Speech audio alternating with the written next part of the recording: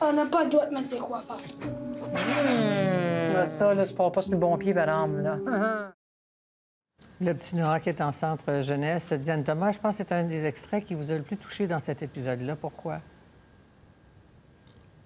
Bien, effectivement, parce que moi, j'ai 2600 membres au Québec, dont à peu près 35 c'est des familles d'accueil de proximité, comme la grand-maman. Et avoir des enfants qui ont des troubles neurologiques, des troubles d'attachement ou des troubles d'opposition, ça vient pas avec un manuel. Donc, la grand-mère, je voyais sa détresse et je me questionnais parce que là, on lui annonce un retour.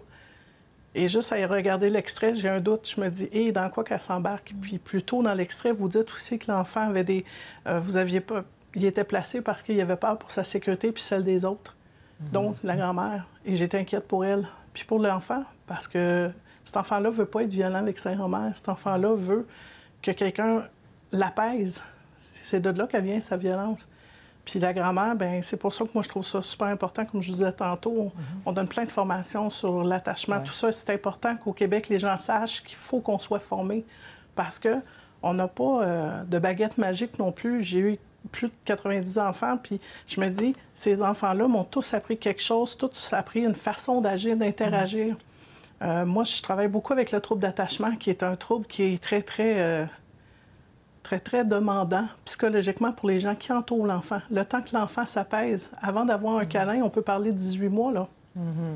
Puis c'est 18 mois qui sont pas faciles, là. C'est 18 mois où la haine ressort, la colère ressort, la violence ressort, tout ce que l'enfant n'est pas capable de nommer ressort. Donc, pour moi, c'est hyper important. C'est pour ça que j'ai vu dans cette dame-là certains appels que je reçois de mes membres qui me disent « Diane, c'est difficile, là. Je peux pas aider mon fils si j'aide mon petit-fils. » Ils sont dans une... Ils sont pas dans une position qui est super plaisante non plus, familiale. Là. Il faut se mettre en contexte qu'ils ont des jugements de cour, eux autres aussi, observés. Puis malheureusement, ces jugements de cour leur disent ton fils n'a plus le droit d'être chez toi. Bien, s'ils veulent garder leur petit-fils et aider leur petit-fils, il faut qu'ils appliquent le jugement. C'est pas facile, je vais vous dire. Des gros... Et la famille d'accueil, Mme Thomas, malgré toutes les avancées qui ont pu être faites grâce à votre engagement à vous aussi, il reste qu'il y a des grands obstacles sur votre route. Je pense à la confidentialité absolue. Il y a un enfant comme Nancy vous arrive, mais vous ne savez pas ce qu'elle a vécu, vous ne savez pas qu'elle a subi des abus sexuels, vous ne savez pas qu'elle a subi des abus physiques, qu'elle n'a pas été crue, qu'elle a été... Enfin, alors, vous auriez besoin de... Il y a besoin d'un grand coup de barre. Quel serait-il? Oui, on aurait besoin qu'on nous fasse confiance. Juste la confiance de l'établissement, ça prend beaucoup de temps pour être accrédité.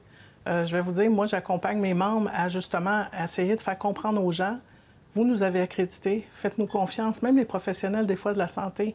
Les observations cliniques, comme disait la dame, c'est nous qui les avons. On l'a 24 heures sur 24, cet enfant-là, 7 jours sur 7. Est-ce qu'on peut savoir si cet enfant-là a l'hépatite, le sida? On ne le sait même pas. Imaginez, là, on est responsable de nos ressources avec des fois 4, 5, 6 enfants et on ne sait même pas le dossier de santé de l'enfant. Moi, quand j'ai passé à la commission Laurent, c'est quelque chose que j'ai demandé.